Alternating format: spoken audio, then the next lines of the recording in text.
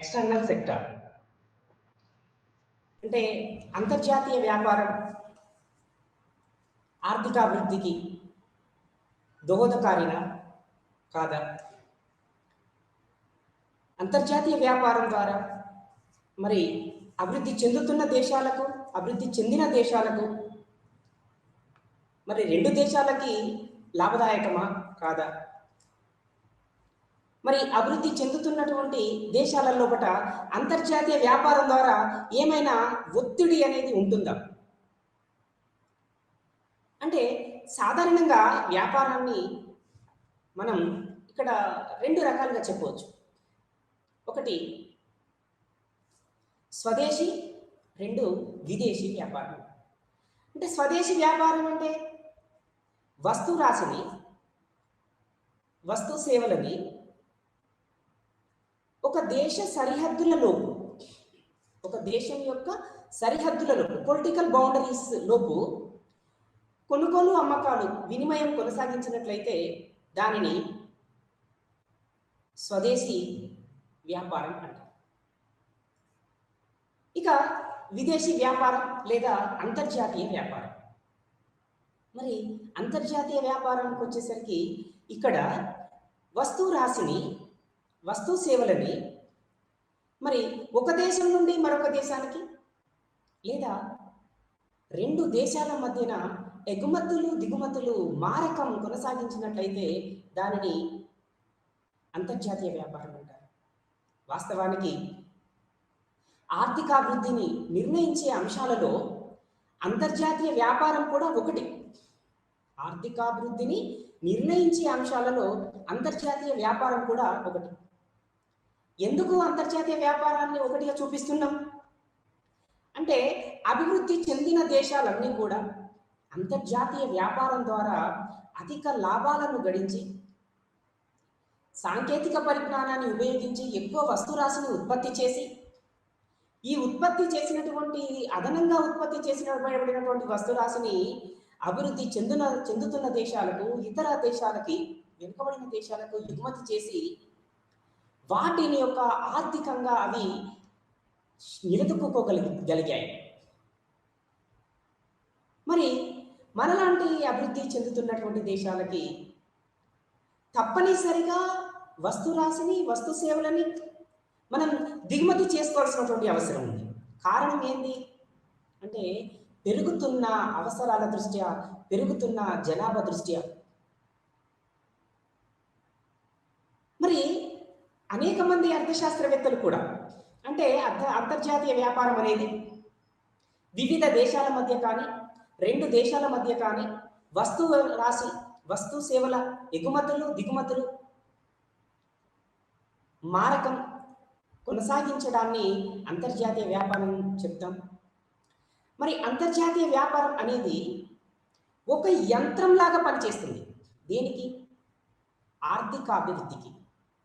అంటే external sector, విదేశీ రంగం అనేది అంతర్జాతీయ వ్యాపారానికి సంబంధించినది. అంతర్జాతీయ వ్యాపారం అనేది ఆర్థిక అభివృద్ధికి ఒక యంత్రం లాగా పనిచేస్తుంది, ఒక మిషన్ లాగా పనిచేస్తుంది. International trade is an engine of economic development of developed nation and developing nations. అంటే అంతర్జాతీయ వ్యాపారం ద్వారా ఇక్కడ కొరతగా ఉన్నటువంటి వస్తువులని దిగుమతి చేసుకోవచ్చు. ఇక్కడ అత్యల్ప వ్యయంతో, తక్కువ ఖర్చుతోటి ఉత్పత్తి చేయబడినటువంటి వస్తురాశిని మరి బట్టి, ఇక్కడ వాటికి అయ్యేటువంటి ఉత్పత్తికి అయ్యేటువంటి ఖర్చులను బట్టి ఎక్కువ వస్తురాశిని ఉత్పత్తి చేసినప్పుడు ఆ వస్తురాశిని విదేశాలకి ఎగుమతి చేయడం ద్వారా విదేశీ మారకపు నిల్వలు మనం, విదేశీ మారకపు కరెన్సీని మనం దిగుమతి చేసుకుంటాం. మరి ఇక్కడ చూసినప్పుడు అభివృద్ధి చెందుతున్నటువంటి దేశాలకు, అభివృద్ధి చెందిన దేశాలకు ఏమైనా ఆంతరం అనేది ఉందా అంటే ఇక్కడ మనకు తెలుస్తుంది. అభివృద్ధి చెందిన దేశాలు ఎగుమతులు ఎక్కువ చేస్తాయి, దిగుమతులు తక్కువ చేసుకుంటాయి. కానీ అభివృద్ధి చెందుతున్నటువంటి దేశాలు లేదా అభివృద్ధి చెందుతున్నటువంటి దేశమైన భారతదేశం ఎక్కువ వస్తు రాశిని దిగుమతి చేసుకొని తక్కువ వస్తు రాశిని ఎగుమతి చేస్తుంది. ఇక్కడ వనరులు ఉన్నవి, ముడిసరుకులు ఉన్నవి, శ్రామికులు ఉన్నారు. కానీ ఇక్కడ అత్యంతంగా ప్రభుత్వాలు అవస్థాపన పెట్టుబడుల పైన మరియు పేదరిక నిర్మూలన పైన ప్రజా సంక్షేమం దృష్ట్యా, ప్రజా శ్రేయస్సు దృష్ట్యా, ప్రజల అవసరాల దృష్ట్యా ప్రభుత్వాలు వివిధ అంశాలపైన ఖర్చు చేయవలసినటువంటి అవసరం ఉన్నది. కాబట్టి ఆయా దేశాలన్నీ భారతదేశం లాగానే, అభివృద్ధి చెందుతున్న దేశాలన్నీ కూడా భారతదేశం లాగానే ఎగుమతులు తక్కువగా ఉంటున్నవి, దిగుమతులు ఎక్కువగా చేసుకుంటున్నవి. దీని ద్వారా ఏమవుతుంది అంటే ఇక్కడ ఉన్నటువంటి విదేశీ మారక నిల్వలు కావచ్చు, కరెన్సీ కావచ్చు, విదేశాలకి మనం దిగుమతి చేసుకున్నటువంటి దేశాలకి అది తరలించబడుతుంది, తరలిపోతుంది. అంటే అంతర్జాతీయ వ్యాపారం అనేది మరి అభివృద్ధి చెందిన దేశాలకు అనుకూలంగా ఉంది, మరి అభివృద్ధి చెందుతున్న దేశాలకు మరి అనుకూలంగా లేదు అని చెప్పడానికి కూడా ఇక్కడ ఆస్కారం లేదు. ఎందుకంటే గల్ఫ్ కంట్రీస్ ఉన్నవి, మరి క్రూడ్ ఆయిల్, అవి మరి చమురు నిల్వలని ఎక్కువగా కలిగి ఉండటం వలన అక్కడ వాటికి తక్కువగా ఖర్చు అవుతుంది. కాబట్టి అధికంగా నిల్వలు కలిగి ఉన్న దేశాలు కాబట్టి ఇతర దేశాలకు అవి ఎగుమతి చేస్తుంటాయి. ఈ సందర్భంలో మనలాంటి అభివృద్ధి చెందుతున్న దేశమైనటువంటి, మనలాంటి అధిక జనాభా కలిగినటువంటి దేశమైనటువంటి, దాదాపుగా జనాభా విషయానికి దృష్టిలో పెట్టుకున్నప్పుడు మరి చైనా తర్వాత రెండవ అధిక జనాభా కలిగిన దేశం, దాదాపుగా 2021 ప్రకారం మరి 146 కోట్ల జనాభా చైనాలో ఉంటే దాదాపుగా అరౌండ్ సమానంగా దరిదాపుగా 140 కోట్ల జనాభా భారతదేశం కలిగి ఉంది 2021 ప్రకారం. అంటే ఈ జనాభా పెరుగుతున్నటువంటి తీరును బట్టి ఎందుకు ఇక్కడ జనాభా యొక్క ప్రస్తావన మనం తీసుకురావాల్సినటువంటి అవసరం వచ్చింది అంటే దాదాపుగా మన దేశంలో ఉన్నటువంటి ఉత్తరప్రదేశ్ రాష్ట్రమైనటువంటి అత్యధిక జనాభా కలిగినటువంటి రాష్ట్రం ఉత్తరప్రదేశ్. ప్రపంచంలో ఉన్నటువంటి 120 దేశాలు తక్కువ జనాభాను కలిగి ఉన్నటువంటి దేశాలు. ఇక్కడ మనం అర్థం చేసుకోవాలి, జనాభా ప్రతిపాదకన మనం ఆలోచించినప్పుడు, జనాభా దృష్ట్యా మనం ఆలోచించినప్పుడు ఇక్కడ మనం దిగుమతి చేసుకోవాల్సినటువంటి వస్తు రాశికి ఆవశ్యకత ఎక్కువగా ఉన్నది. కారణం ప్రభుత్వం ఖర్చు చేస్తుంది, ఖర్చు చేయట్లేదని చెప్పడానికి అవకాశం లేదు. కానీ ఇక్కడ ప్రజా సంక్షేమం కోసం, ప్రజా దృష్ట్యా, ప్రజా అవసరాల దృష్ట్యా వాళ్ళకి కావాల్సినటువంటి బేసిక్ నీడ్స్, మరి కనీస సదుపాయాలు కల్పించడం కోసం, మౌలిక సదుపాయాల కల్పన కోసం ప్రభుత్వాలు పెద్ద మొత్తంలో వెచ్చించవలసి వస్తుంది. కాబట్టి ఇక్కడ ఉత్పత్తి రంగం అనేది కొంత మేరకు స్తబ్దత కలిగి ఉంటుంది అని మనం చెప్పుకోవచ్చు. కానీ ఆయా ప్రభుత్వాల యొక్క పనితీరును బట్టి, వాటి యొక్క పాలసీ విధానం, ఇంప్లిమెంటేషన్, పాలసీల విధాన రూపకల్పన, పాలసీల అమలు తీరు, వీటిని బట్టి కూడా ఉత్పత్తి రంగం అనేది కొంత పికప్ అవుతూ, కొంత గ్రోత్ సైడ్ నడుస్తూ ఉంటుంది. కానీ ఇక్కడ జనాభాకి సరిపోయేంత పెరుగుతున్న జనాభాకి సరిపోయే అంతగా ఉత్పత్తి జరగకపోవడం కూడా ఒక కారణంగా మనం చూడవచ్చు. అందుకే చాలా అభివృద్ధి చెందుతున్నటువంటి దేశాలు ఒక క్రూడ్ ఆయిల్, ఒక చమురు నిల్వల పైననే కాకుండా ఇతరత్ర వస్తువుల కోసం కూడా ఇతర దేశాలపైన ముఖ్యంగా అభివృద్ధి చెందిన దేశాలపైన ఎక్కువగా కూడా ఆధారపడవలసినటువంటి అవసరం వస్తుంది. మరి ఈ తరుణంలో కూడా ఐడమ్ స్మిత్ కావచ్చు, లేక మార్షల్ కావచ్చు, లేదా హిగ్స్ అండ్ బర్న్లీ కావచ్చు, హెచ్ఓ థియరీ అంటాం. వీళ్ళు ముఖ్యంగా వనరుల లభ్యతలో గల తేడా అంటే ఇక్కడ స్వదేశీ రంగం దృష్ట్యా చూసినప్పుడు ఉత్పత్తి కారకాలకి పూర్తిగా గమనశీలత ఉంటుంది. మరి విదేశీ రంగం దృష్ట్యా చూసినప్పుడు అంతర్జాతీయ వ్యాపారం దృష్ట్యా చూసినప్పుడు ఇక్కడ మరి ఉత్పత్తి కారకాలకి పూర్తి గమనశీలత లేకపోవడం, మరి ఎక్కువగా మనం భారతదేశం కూడా స్వాతంత్రం వచ్చిన తర్వాత కూడా మన దేశం నుండి ముడి సరుకులని, మాధ్యమిక వస్తువులని ఇతర దేశాలకి ఎగుమతి చేసి పూర్తిగా తయారైనటువంటి వస్తువులని, పూర్తిగా తయారు చేయబడినటువంటి వస్తువులని దిగుమతి చేసుకున్నటువంటి సందర్భాలు అనేకం ఉన్నాయి.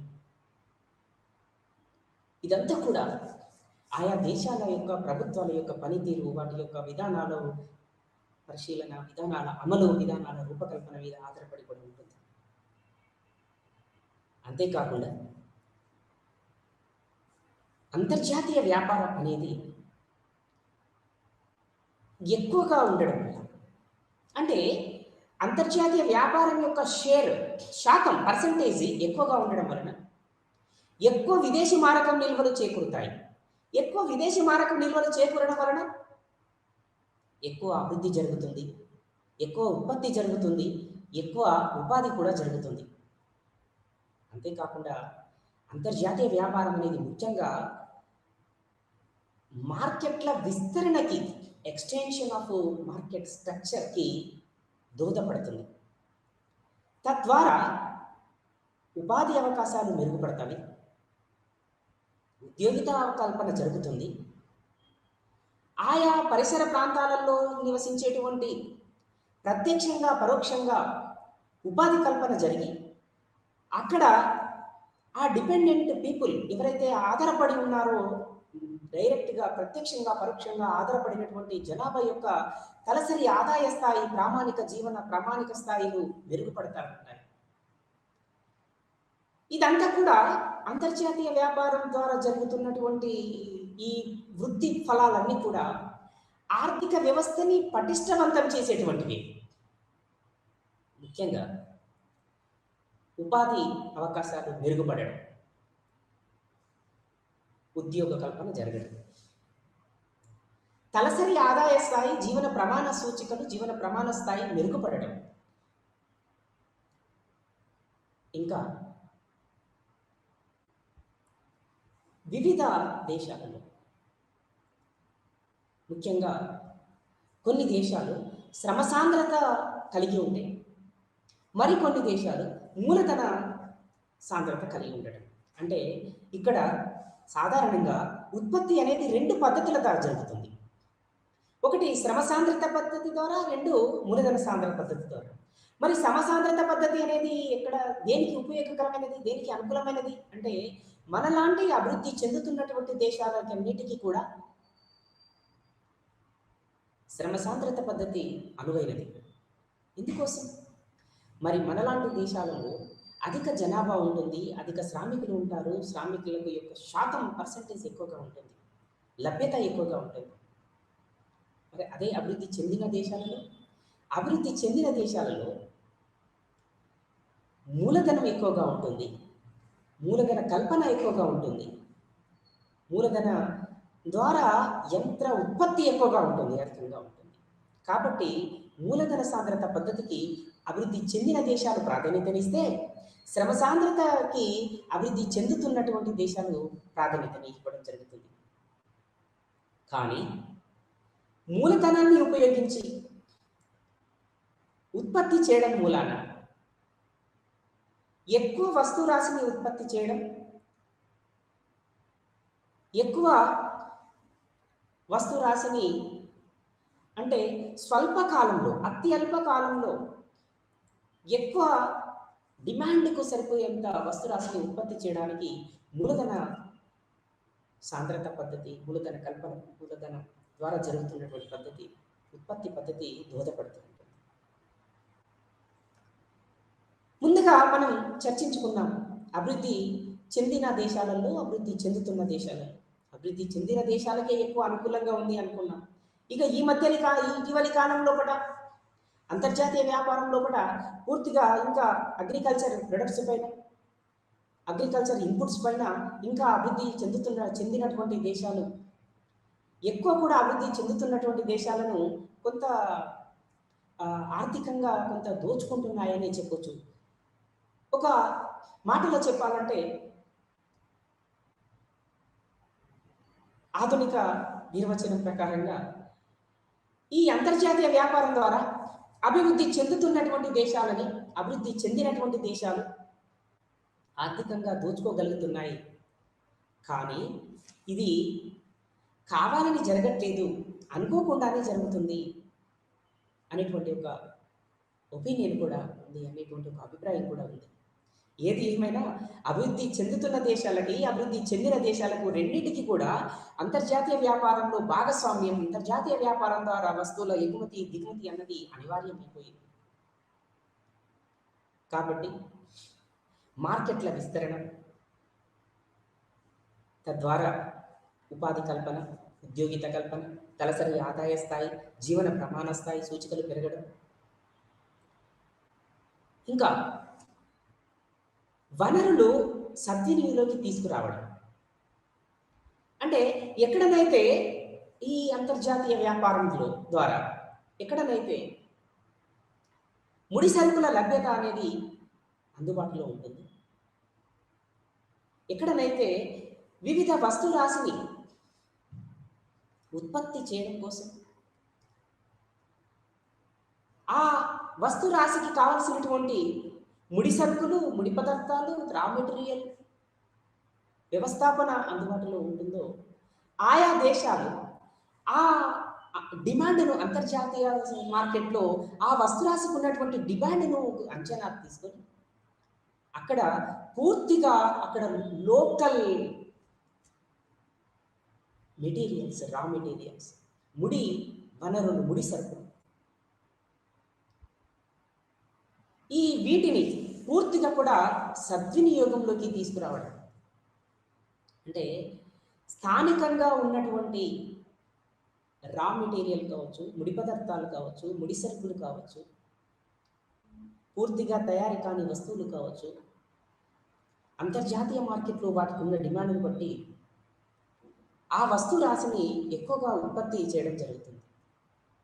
దీని ద్వారా స్థానికంగా ఉండేటువంటి వనరులని పూర్తిగా సద్వినియోగంలోకి తీసుకురావడానికి అంతర్జాతీయ వ్యాపారం అన్నది ఒక ముఖ్య కారకంగా దోహదపడుతుంది.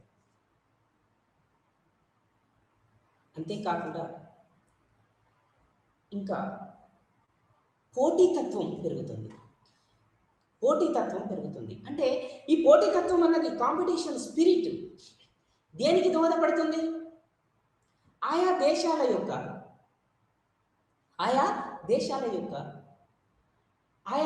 యొక్క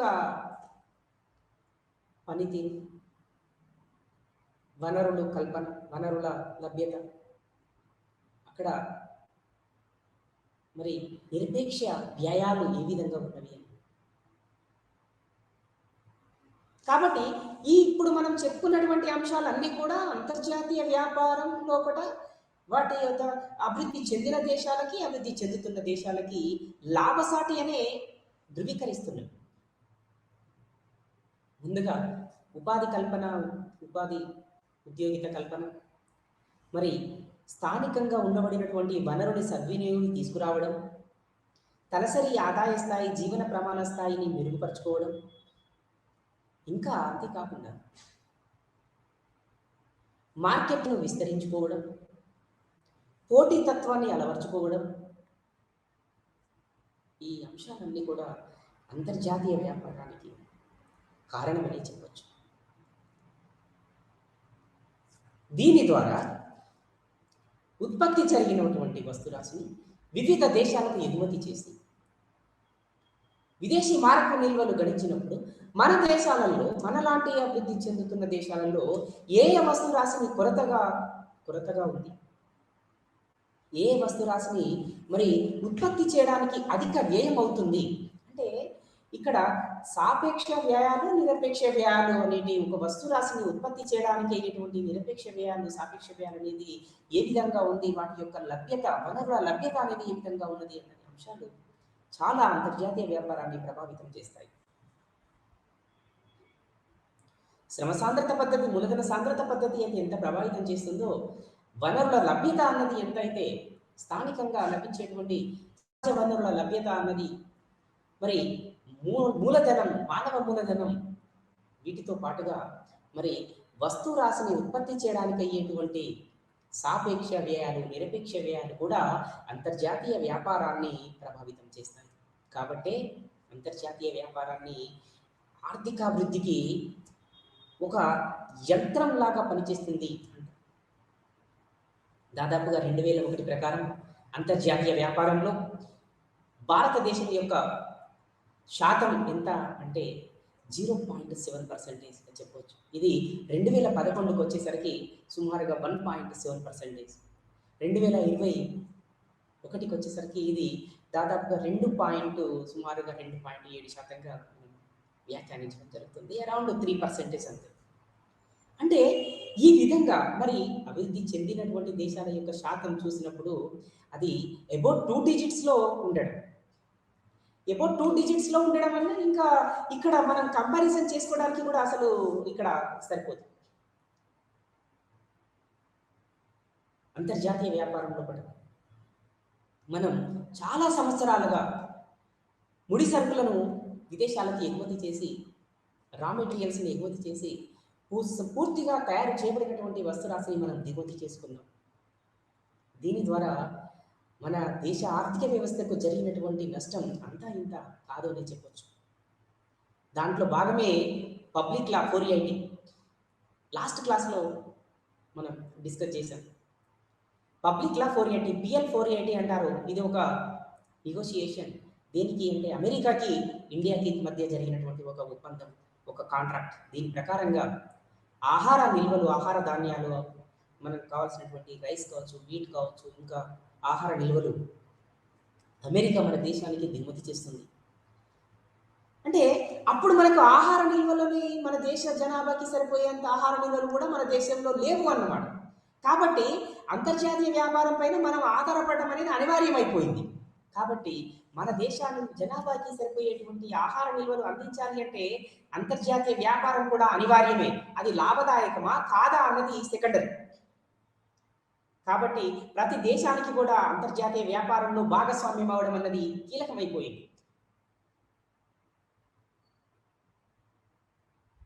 ఇందులోని దృశ్యాంశాలు, అదృశ్యాంశాలు ఉంటాయి. ఇందులోనే వ్యాపార శేషం ఉంటుంది, వ్యాపార చెల్లింపుల శేషం ఉంటుంది. అంటే అంతర్జాతీయ వ్యాపారం ఒక శాతాన్ని మనం తెలుసుకోవాలి అంటే జాతీయ ఆదాయ భావనలని మనం ఒకసారి డిస్కస్ చేయాలి, ఒకసారి అవలోకనం చేసుకోవాలి. ఎందుకు? జాతీయ ఆదాయంలో స్థూల జాతీయ ఆదాయం, స్థూల జాతీయ ఉత్పత్తి, GNP, gross national product, GNP, స్థూల జాతీయ ఉత్పత్తి. ఇక స్థూల దేశీయ ఉత్పత్తి, gross domestic product, NDP product, gross national product, gross domestic product. ఈ రెండు కాన్సెప్ట్స్లకి, ఈ రెండు భావనలకి మధ్యన ఉన్నటువంటి ఆంతరం ఏంటిది అసలు అంటే ఇక్కడ ఎక్స్ మైనస్ ఎం అని చెప్తాం. ఎందుకు ఎక్స్ మైనస్ ఎం అని చెప్తాం? ఇక్కడ చూడండి, జాతీయ ఆదాయం మనం కాంపోనెంట్స్ చూసినప్పుడు, జాతీయ ఆదాయం యొక్క అంశాలు మనం పరిశీలించినప్పుడు అందులో ఇమిడి ఉండేటువంటి అంశాలు పరిశీలించినప్పుడు జాతీయ ఆదాయాన్ని వై అక్షరంతో చూపించుకొని అందులో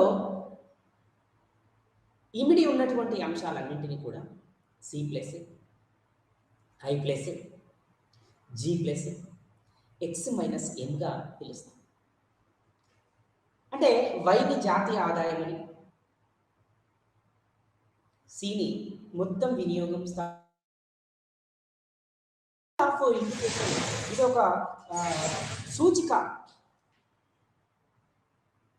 ఇది ఒక డెడ్ లైన్గా చెప్పొచ్చు అభివృద్ధి చెందిన దేశాలకి, అభివృద్ధి చెందుతున్నటువంటి దేశాలకి మధ్య. ఈ విధంగా కూడా మనం అంతర్జాతీయ వ్యాపారం యొక్క ప్రాముఖ్యతని అర్థం చేసుకోవడానికి వీలు ఉంది. ఇందులో చాలా అంశాలు మనం చూస్తూ ఉంటాం. వ్యాపార శేషం, వ్యాపార చెల్లింపుల శేషం.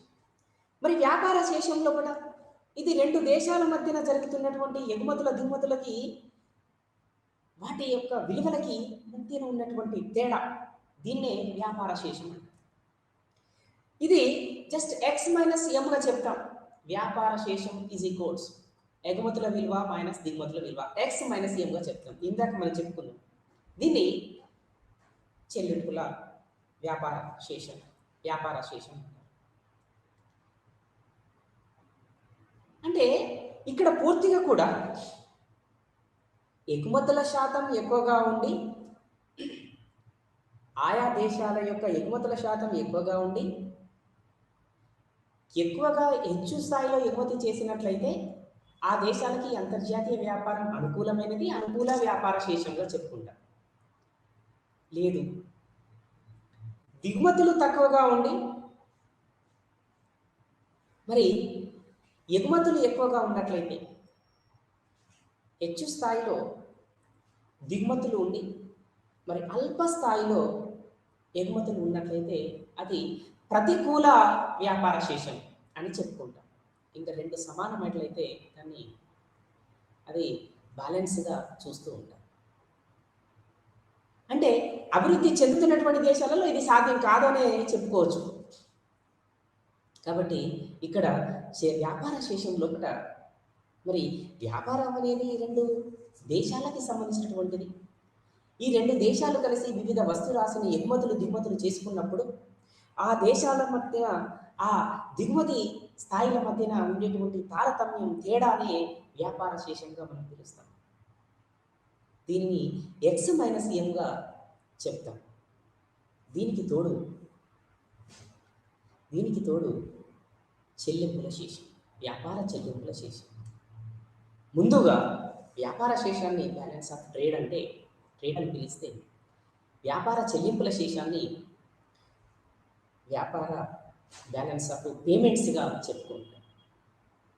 అంటే ఈ చెల్లింపుల శేషానికి వచ్చినప్పుడు ఏం జరుగుతుంది అంటే, ఒక నిర్ణీత కాలం లోపల రెండు దేశాల మధ్య జరిగేటువంటి ఆర్థిక లావాదేవీలు, ఆర్థిక సంబంధించినటువంటి అంశాలన్నీ కూడా ఒక క్రమ పద్ధతి లోపల, ఒక సిస్టమేటిక్గా, ఒక క్రమ పద్ధతి లోపల వాటిని నమోదు చేసుకొని ఆ ఎగుమతి దిగుమతులకు సంబంధించినటువంటి వ్యవహారాలన్నింటినీ కూడా జరిగినటువంటి వ్యవహారాలన్నింటినీ కూడా ఒక క్రమ పద్ధతిలో మనం రాసుకున్నప్పుడు దానికి మనం విదేశాలకు ఇవ్వవలసిన మొత్తాలని, విదేశాలకి చెల్లించవలసినటువంటి మొత్తాలని, అంటే ఇది మన ఒక చిట్టాపద్దుల పద్ధతిగా మనం దీన్ని లిఖిస్తూ ఉంటాం, చూస్తూ ఉంటాం.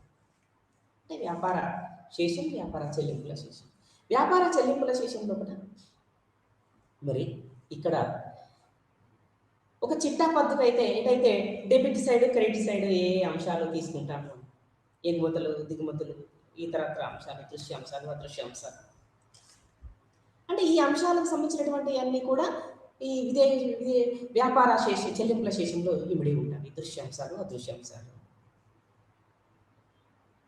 దీని ద్వారా మరి విదేశాలకు మనం చెల్లిస్తున్నది ఎంత, విదేశాల నుండి మనకు వస్తున్నది ఎంత అనేటువంటి, అంటే ఇక్కడ ఒక మాటలో చెప్పాలి అంటే దీనిని మనం మూడు రకాలుగా చెప్తూ ఉంటాం. ఒకటి ఆదాయ రంగం అని, రెండు మూలధన రంగం అని, మూడవది బంగారం లేదా బంగారం విభాగం సెక్టార్గా చెప్పుకోవచ్చు. అంటే ఆదాయ సెక్టార్ రంగం కానీ, మూలధన రంగం కానీ, లేదా బంగారానికి సంబంధించినటువంటి రంగం. మరి మొదటిది ఆదాయ రంగంలో కూడా ఇందులో దృశ్యాంశాలు అదృశ్యాంశాలు ఇమిడి ఉంటాయి, బదిలీ చెల్లింపులు కూడా ఇమిడి ఉంటాయి, కలిసి ఉంటాయి. ఇక రెండవ అంశం ఏంటిది? మూలధన విభాగం లేదా మూలధన రంగం. ఇందులో మొత్తం ఆస్తులు ఎన్ని, మొత్తం అప్పులు ఎన్ని. ఇందులో ఇది ఒక కేవలం మూలధనానికి సంబంధించినటువంటి అంశాలన్నీ కూడా ఇందులో ఈ రంగంలో ఈ విభాగంలో ఈ ఇమిడి ఉంటాయి. ఇంకా బంగారం విభాగం. ఇందులో బంగారానికి సంబంధించినటువంటి ఎగుమతులు దిగుమతులు, వాటి యొక్క అంచనా ఎంత, దాని యొక్క దిగుమతులు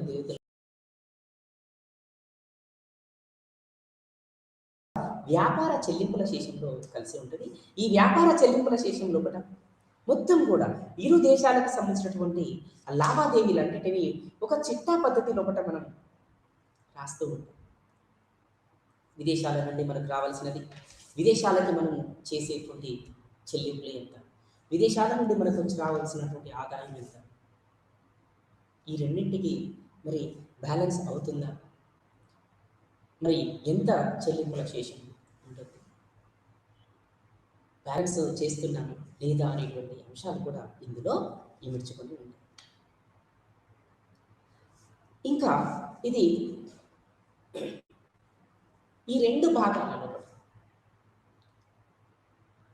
మరి పూర్తిగా కూడా అభివృద్ధి చెందుతున్నటువంటి దేశాలకి, అభివృద్ధి చెందినటువంటి దేశాలకి ప్రస్తుత ఖాతా అని, మూలధన ఖాతా అని కూడా ఇక్కడ రెండు ఖాతాలని మనం ఇక్కడ పరిశీలిస్తూ ఉంటాం.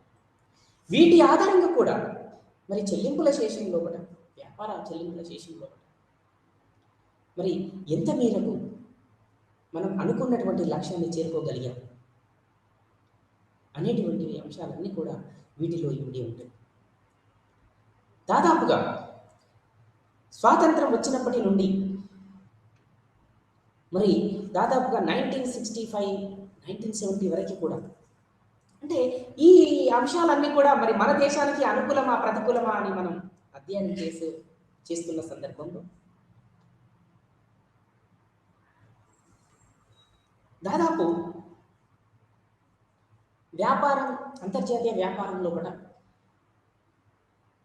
స్వాతంత్రం అనంతరం 1951 నుండి 61, అటు పిమ్మట 65, 66, 71 వరకు కూడా దాదాపుగా విదేశాల నుండి పెద్ద మొత్తంలో ఉత్పత్తి ఇక్కడ జరిగినప్పటికీ పెరుగుతున్నటువంటి జనాభాకి, పెరుగుతున్నటువంటి అవసరాలకి బ్యాలెన్స్ కాకపోవడం మూలాన విదేశాల నుండి మనం ఆహార నిల్వలని దిగుమతి వచ్చింది.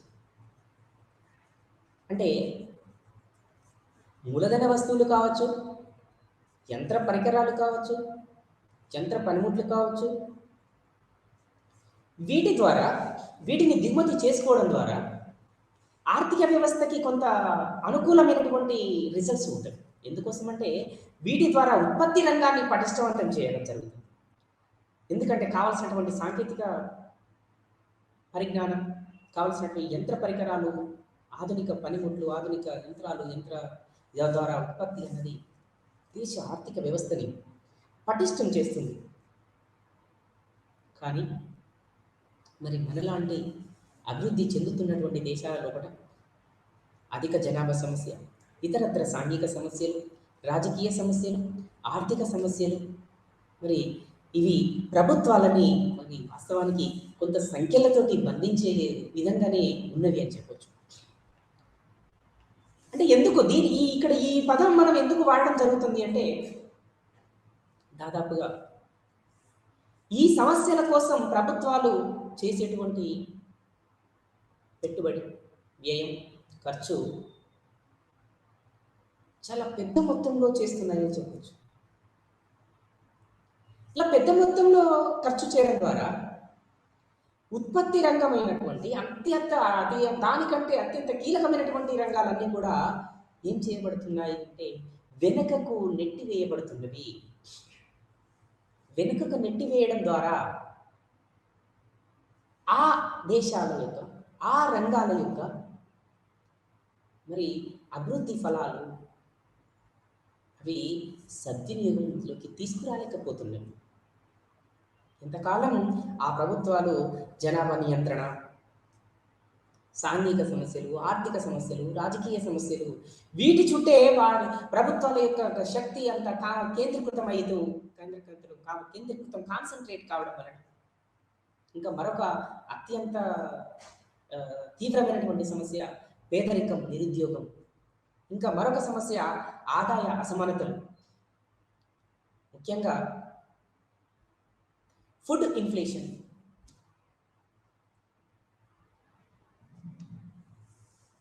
ఆహార ద్రవ్యోల్బణం అనేది అధికంగా ఉండడం వలన ఇక్కడ ఏమవుతుంది అంటే పేదవారు మరింత పేదవారుగా, ఎగ్జాంపుల్ పూర్ బికమ్ పూరెస్ట్ లాగా, పేదవాళ్ళు మరింత పేదవాళ్ళుగా మారుతున్నటువంటి ప్రమాదం మనం చూస్తూ ఉన్నాం. దీన్ని మాస్ పావర్టీ అంటారు, కఠిన పేదరికం. మాస్ పావర్టీ అంటారు, కఠిన పేదరికం ఉండడం.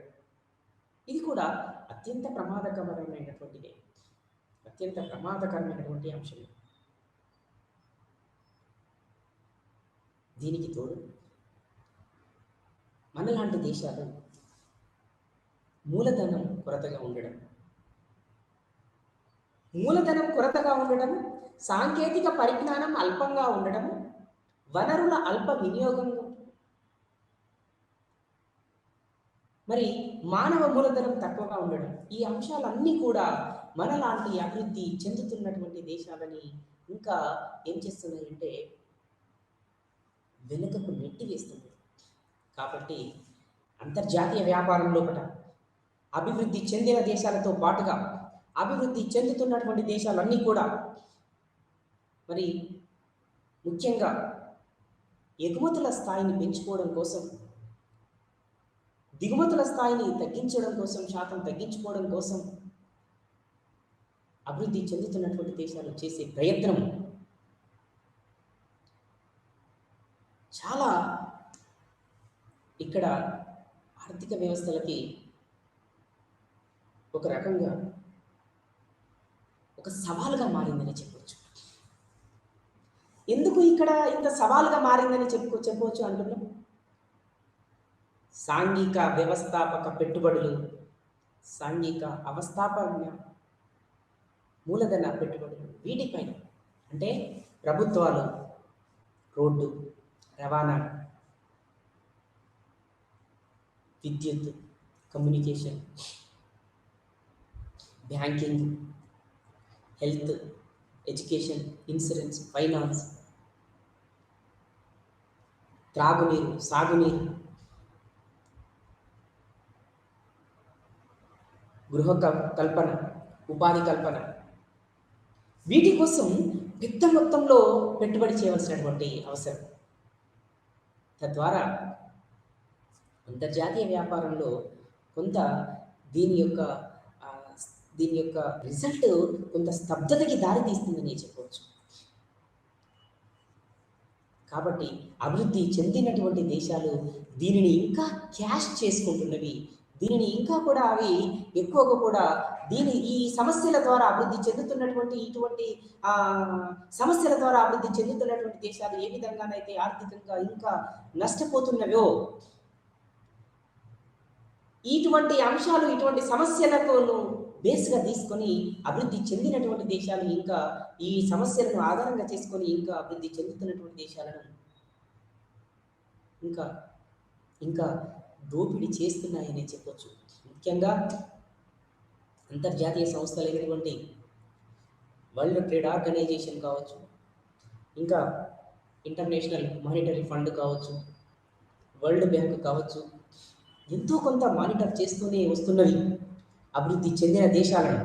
కానీ అనుకున్న మేరకు అవి కూడా సక్సెస్ కాలేకపోతున్నవి.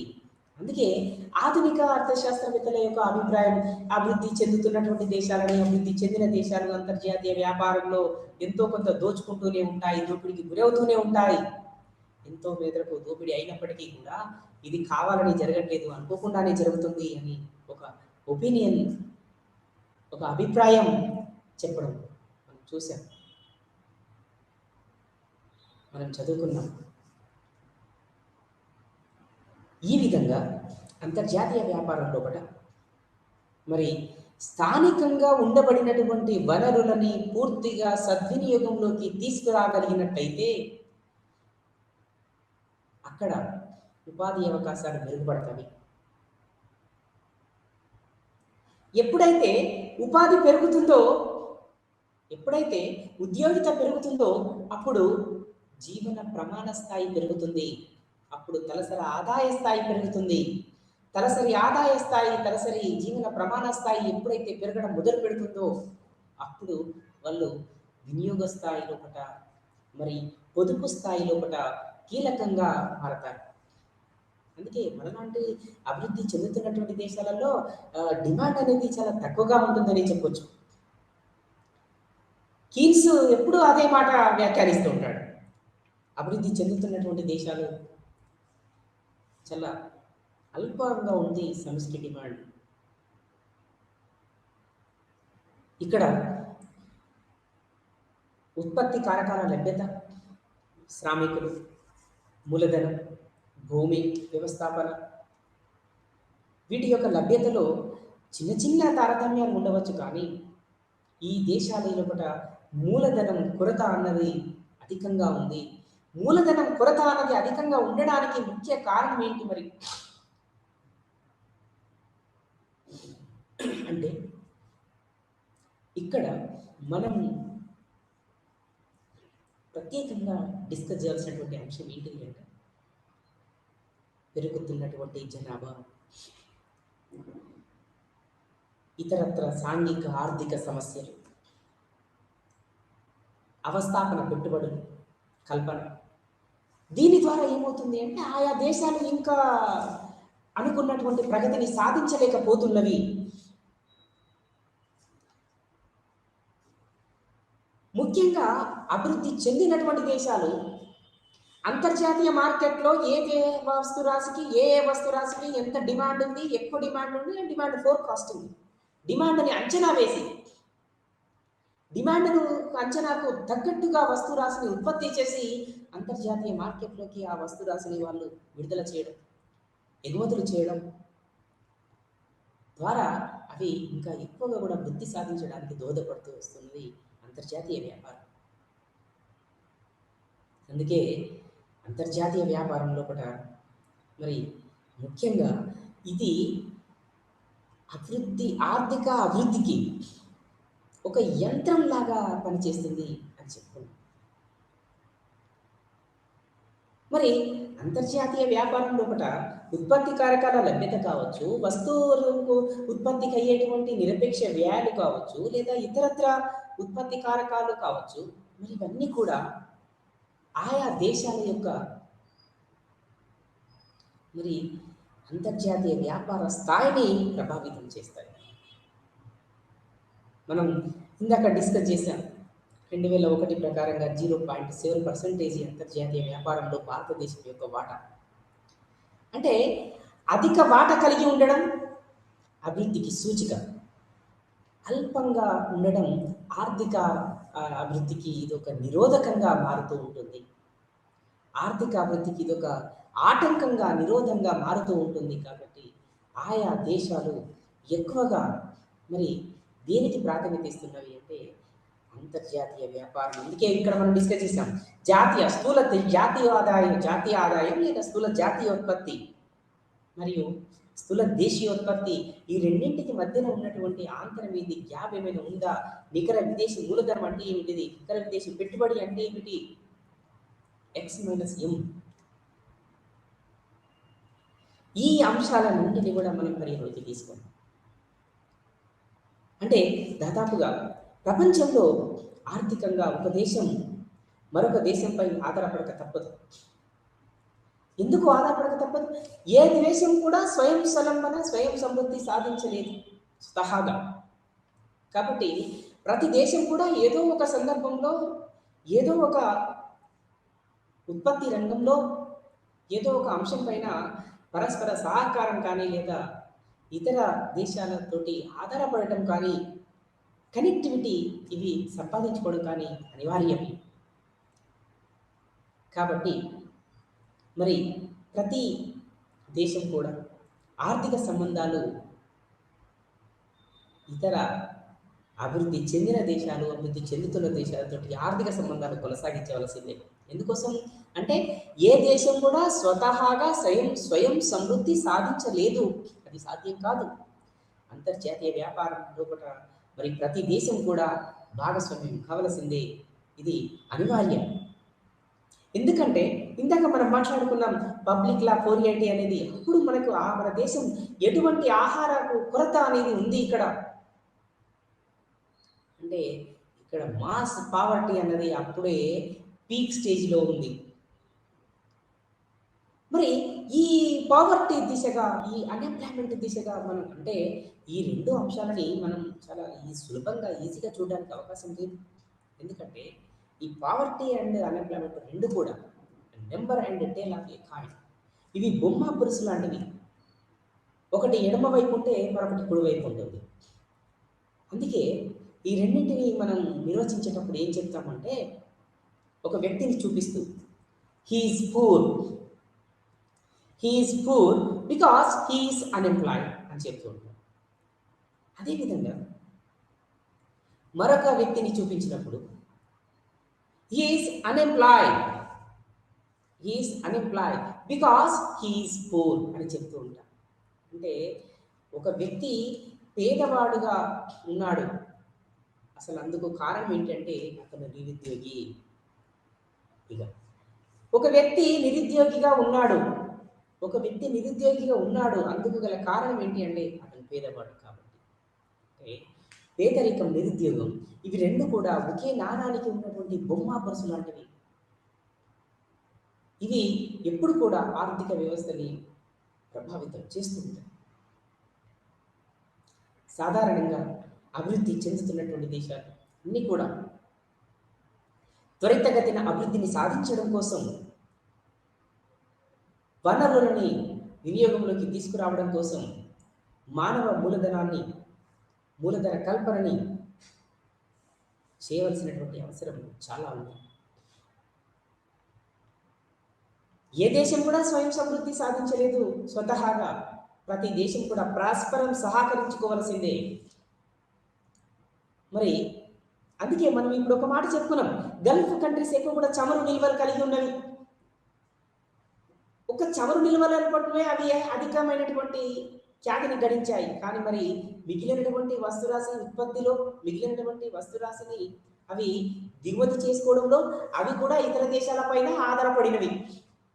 కాబట్టి ఇక్కడ ప్రతి దేశం కూడా స్వయం సమృద్ధిని సాధించడం కోసం మరొక దేశం పైన పరస్పరం ఆధారపడక తప్పదని చెప్పాలి. కాబట్టి అందుకే రెస్ట్ ఆఫ్ ది వరల్డ్ అనంట. రెస్ట్ ఆఫ్ ది వరల్డ్ అంటే ఇంకా ప్రతి దేశం కూడా పరస్పరం ఒక దేశంతో ఏదో ఒక దేశంతో అంతర్జాతీయ వ్యాపారంలో భాగస్వామ్యం కావాల్సిందే. అంటే ఏ దేశం కూడా స్వయం సమృద్ధి సాధించలేదని చెప్పుకునే ముందు ప్రతి దేశం కూడా స్వయం సమృద్ధిని సాధించడం కోసం ఏదో ఒక దేశం పైన పరస్పరం ఆధారపడవలసింది.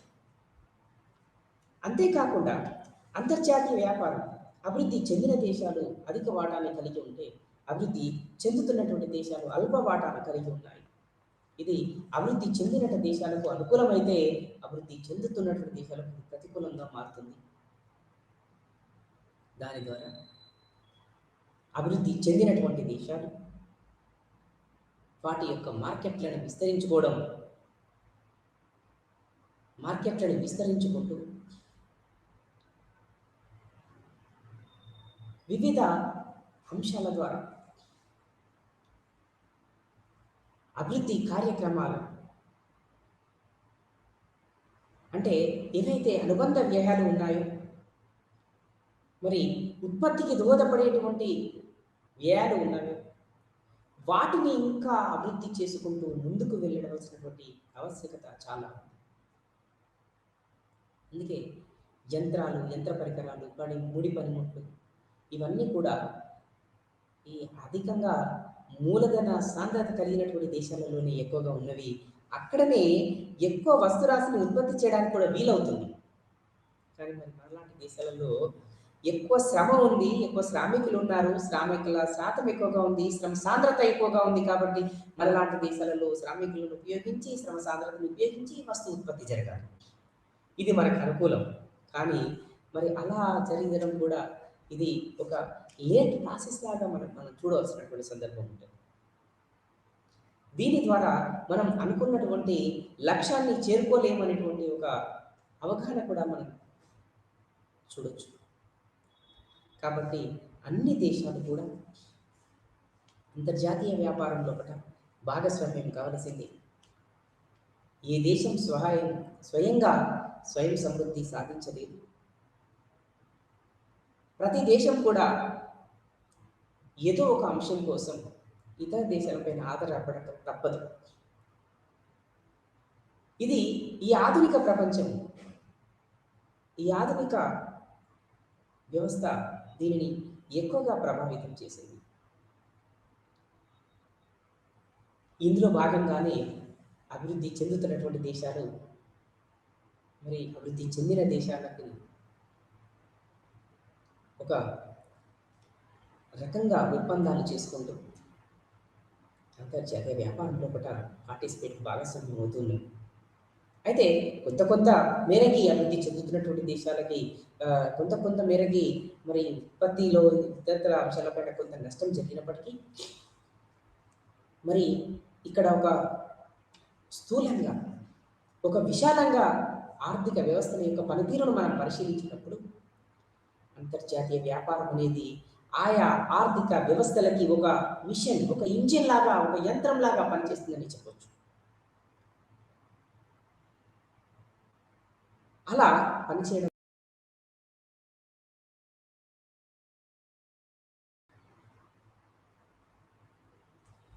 అంశాలకి సంబంధించినటువంటి కీలకమైనటువంటి పరిణామాలకి అభివృద్ధి చెందినటువంటి దేశాలకి, అభివృద్ధి చెందుతున్నటువంటి దేశాలకి అంటే ఆర్థిక దోపిడీ అని ఇక్కడ అనకూడదు.